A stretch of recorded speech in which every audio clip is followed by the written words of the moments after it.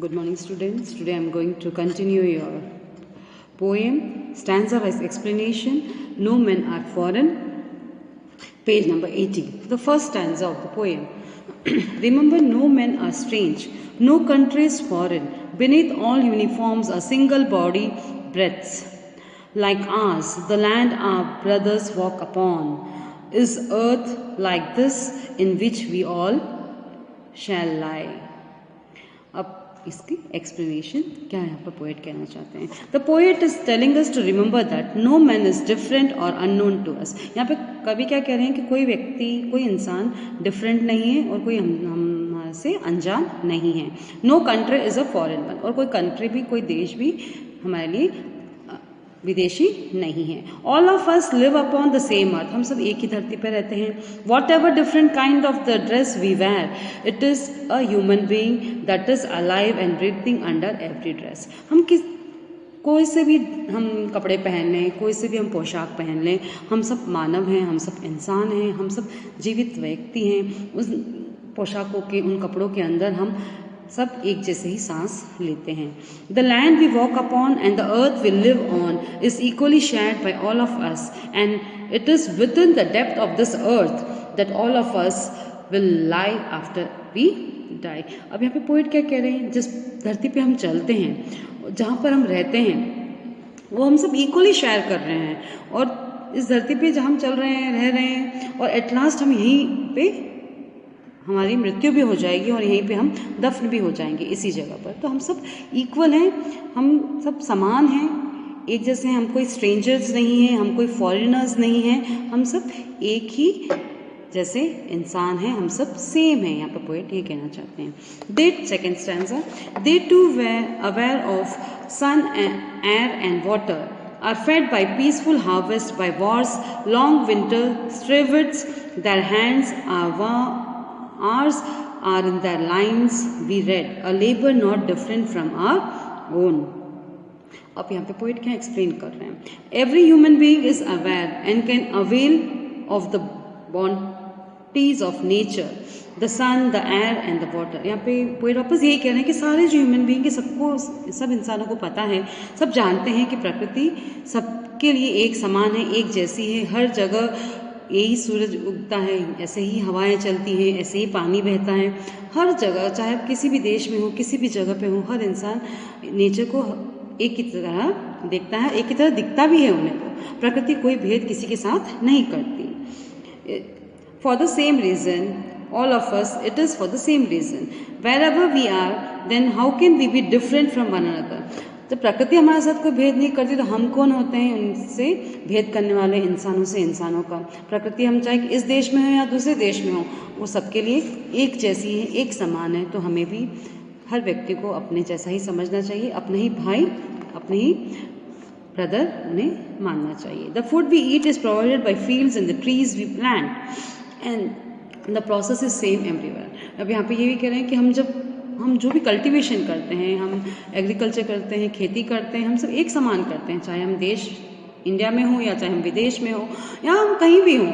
हर देश की एक ही प्रोसेस है, एक ही तरह से सब अपनी ही कल्टीवेशंस करते हैं, बीज डालते हैं, पेड़ बनते हैं, पौधे बनते हैं, और सब जगह एक ही जैसा, एक समान प्रोसेस नेचर का होता है. They also like peace as we do, और प्रकृति भी ऐसे ही अमन और शांति चाहती है जैसे हम चाहते हैं. They also suffer when there is war and face hardship the weather destroys the crops.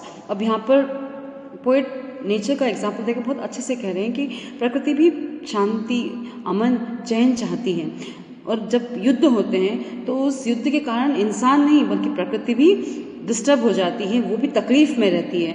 और ज़्यादा तकलीफ़ें जब नेचुरल क्लाइमेटीज़ जब आते हैं, डिज़ास्टर्स जब आते हैं, तो प्रकृति भी इन सबको फेस करती है और सारे जो क्रॉप्स हैं या जो भी वेदर कंडीशन सब डिस्टर्ब हो जाते हैं. All the human being suffer and enjoy in the same manner. और इंसान भी इसी तरह सब चीज़ें, या तो खुशी की चीज़ें हो तो वो भी इसी तरह एंजॉय करते हैं, खुशी की लहर हो तो दुख हो तो वो भी, हर व्यक्ति एक ही जैसा उसे महसूस करता है. They too have hands, they work like us, and the way they labor is just like we do for survival in the basic needs of every human being. हर व्यक्ति चाहे वो लेबर हो, उनके भी 2 हाथ है, वो भी इसी तरह काम करते हैं और सारे इंसान उसी तरह काम करते हैं, प्रकृति भी उसी अपनी तरह काम करती है, सब एक समान है, तो हम क्यों किसी के साथ भेद करें, कोई हमारे लिए स्ट्रेंजर नहीं है, पोएट हमें कह रहे हैं। Remember they have eyes like ours that walk or sleep and strength that we can won by love. In every land is a common life that all can recognize and understood. The poet is explanation. The poet is reminding us that they have eyes like us, wake up and sleep like us, and understand the strength, the emotion love has in our all lives. In the same for them as it is for you and me. He adds that the kind of the life they lead is not different from ours, and we all recognize this fact. We know that the life follows a certain pattern that is different in the different parts of the world. It is essentially birth, growth and life, and eventually death. This is normal pattern. You know is it just as well as the other human being. Then how can one place on the earth be foreign to the other? अब यहाँ poet यही वापस बार बार remind कर रहे हैं हम लोगों को। पोइट क्या कहना चाहते हैं कि चाहे हम इस देश में हो या चाहे किसी और विदेश में हो, हर व्यक्ति इसी तरह अपनी आंखें खोलता है, उठता है, सोता है और अपने सारे इमोशंस को पहचानता है।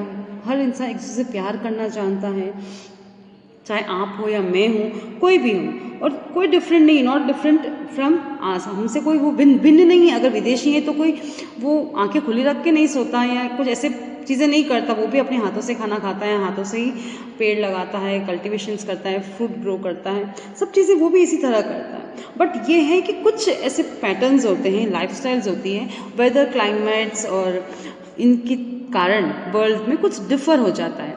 मगर एसेंशियल चीज़ क्या है, ज़रूरत, मेन चीज़ क्या है इसमें, हर इंसान जब धरती पे आता है तो उसका बर्थ होता है, फिर वो बढ़ता है, फिर वो लाइफ में सब चीज़ें करता है और इवेंचुअली एट लास्ट अपनी सारी रिस्पॉन्सिबिलिटीज़ या after the age he dies. ये प्रोसेस सबके बीच में कॉमन पैटर्न है, चाहे वो अपने देश की हो चाहे विदेशी हो, ये पैटर्न तो सेम है। मगर डिफर क्या करता है पार्ट्स ऑफ द वर्ल्ड में, अपने वेदर कंडीशन के हिसाब से, हम स्किन कलर हम कह सकते हैं, या हमारा पहनने का तरीका या खाने का तरीका उसके वातावरण के अनुकूल हो जाता है। मगर जन्म, बढ़ना, आपस में प्रेम करना और मृत्यु, ये एक कॉमन चीज़ है जो सबके साथ होती है। You know is just as well as the other, ये आप भी जानते हैं और दूसरे जो विदेशी वो भी इस प्रोसेस को जानते हैं कि ये पैटर्न तो सबके साथ सेम है। अगर आप जन्मे हो, आप बढ़ोगे, आप बढ़ते जाओगे, वृद्ध हो जाओगे, उसके बाद आप मृत्यु पालोगे, तो ये चीज़ें कॉमन है। Then how can one place of the earth be foreign to the others, तो एक जगह से दूसरी जगह कैसे फॉरेन हो सकती है, यहाँ पे पोएट कह रहे हैं जब सब प्रोसेस एक जैसी है। Fourth stanza, let us remember whenever we are told to hate our brothers, it is ourselves that we shall dispose, betray, condemn. Remember we who take arms against each other. अब यहाँ पे poet यही कह रहे हैं वापस कि हमें क्या चीज़ याद रखने की ज़रूरत है। We must never allow ourselves to fall prey to the pity, prejudice and begin to hate our brothers.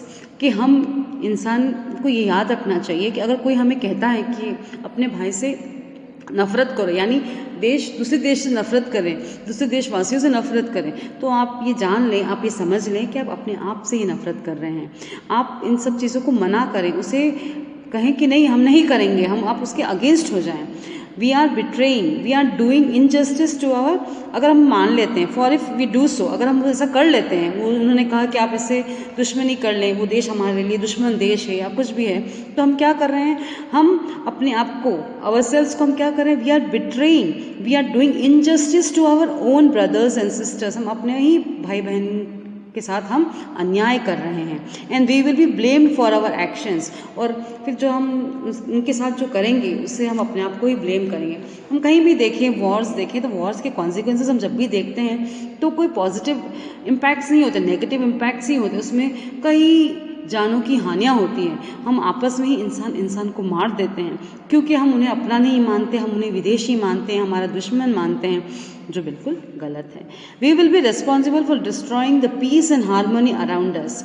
We are destroying the every essence of peaceful existence which is determined for life itself. ये हम मानव ही हैं जो हमारे harmony, हमारे जो संतुलन है हमारे जीवन का, हमारी जो सुख शांति है, उसे हम ही छेड़ते हैं, हम ही उसे, हमारे आसपास के वातावरण को हम ही प्रभावित करते हैं असंतुलन करने में, जिस कारण से इसकी जो नेगेटिविटी है, उसका जो इम्पैक्ट है, वो हमें ही उसको एक्सेप्ट करना पड़ता है, उसके सामने फेस करना पड़ता है उस चीज़ों को। और हम ये समझ लें, ये मान लें कि जो डिस्ट्रॉइंग है ये peaceful existence which is determined for life itself. हम पीस को डिस्ट्रॉय कर रहे हैं, हम सोच रहे हैं कि हम सामने वाले को अपना दुश्मन मान के उसको तबाह कर रहे हैं, नहीं, हम अपनी ही शांति को खो रहे हैं, हम अपने ही धरती के संतुलन को हिला रहे हैं या तबाह कर रहे हैं। Last stanza of the poem. It is the human earth that he defiled. Our hells of fire and dust outrage the innocence. Of air that is everywhere our own. Remember, no men are foreign, no countries strange. फिर at the end of the poet just wants to get remembered that all men are foreign. No men are foreign. And no countries are strange. When we take arms against each other, हम दूसरों के लिए हम हथियार उठा लेते हैं एक दूसरों के लिए, we are destroying the earth. हम ये ध्यान रखें कि हम दूसरों पे हथियार नहीं उठा रहे, हम अपनी धरती माँ पे उसे तबाह कर रहे हैं. We are polluting the earth that is for everyone. हम उस धरती को प्रदूषित कर रहे हैं जो सबके लिए, सबका अधिकार है.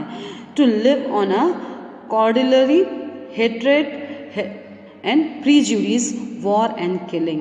और इसके ही जो नेगेटिव इम्पैक्ट्स हैं, जो हम क्या कर रहे हैं, हम अपनी धरती को पोल्यूट कर रहे हैं और सबके जीवन को हम क्या कर रहे हैं, हम सबके अंदर दुश्मनी भर रहे हैं, भेदभाव भर रहे हैं, हम युद्ध कर रहे हैं, हम एक दूसरे को मार रहे हैं. और ये जो गंदगी है, that our thoughts, words and actions into the air we breathe and destroys its purity. ये नेगेटिविटी जो है, ये हम एटमॉस्फेयर पे, हम वातावरण में दूषित कर रहे हैं, उसे फैला रहे हैं. इससे क्या हो रहा है, ये जो धरती है जो इतनी पवित्र है वो इम्प्योर होती जा रही है, वो उसकी जो खूबसूरती है वो दूषित होती जा रही है. It is time therefore that we realize that no man is a foreigner to the other. कि हमें एहसास करने की बहुत ज़रूरत है, हमें ये बिल्कुल मान लेना चाहिए कि कोई व्यक्ति हमारे लिए अजनबी या विदेशी नहीं है. We live in the same space, the earth, and we need to recognise this and learn to live and let live. तो हमें ये बिल्कुल मान लेना चाहिए, बिल्कुल अपने जहन में उतार लेना चाहिए कि हम सब एक धरती पर रहते हैं, ये धरती हमारी माँ है, हम सब उनके संतान हैं और हमें अपने आप में एक रिकग्निशन आ जाना चाहिए, ये पहचान आ जानी चाहिए, हमारे अंदर एक ये जज्बा आ जाना चाहिए. लर्न टू लिव, जीने सीखो, जीने की कला सीखो. कैसे? लिव एंड लेट लिव, जियो और जीने दो. The world is that's as much as it's mine and yours. उतनी ही ये धरती उनकी भी है जितनी ये वो हमारी और आपकी है. So if I and you can live here, अगर हम यहाँ रह सकते हैं तो what should prevent them from living here in peace and harmony. फिर हम कौन होते हैं उन लोगों को इस शांति और अमन के साथ रहने से मना करने वाले. यहाँ पोएट बार बार हमसे यही कन्विंस कर रहे हैं, यही मैसेज दे रहे हैं that we are the child of a same father and we have to live in a feeling and in an atmosphere, in an aura of positivity, by the sense of universal brotherhood that we all are same. No one is strange or no men are foreign and no country is a foreign land. Everyone are same here. तो यहाँ बहुत beautiful message यहाँ पे poet ने इस poem के through deliver की है. होप आप लोगों को समझ में आई होगी. और इस पोएम में कुछ राइमिंग सीन्स हैं, कुछ पोएटिक डिवाइसेस हैं. राइमिंग सीन तो इसमें हम देखें कि ये पोएम पूरी फ्री वर्ड्स में है, तो कोई राइमिंग सीन नहीं है यहाँ पर. और इसमें सिमिले वर्ड्स हैं लाइक और एस, जैसे a single body like ours, is earth like this, they can have eyes like ours. ये ऐसे वर्ड्स सिमिले को डिस्क्राइब करते हैं, पोएटिक डिवाइस सिमिले. अब alliteration words, repetitions of consonant sound है यहाँ पर इन अ लाइन और अ ग्रुपिंग ऑफ वर्ड्स. हम कहें a single body breathes in which we all shall lie, और whenever we are told.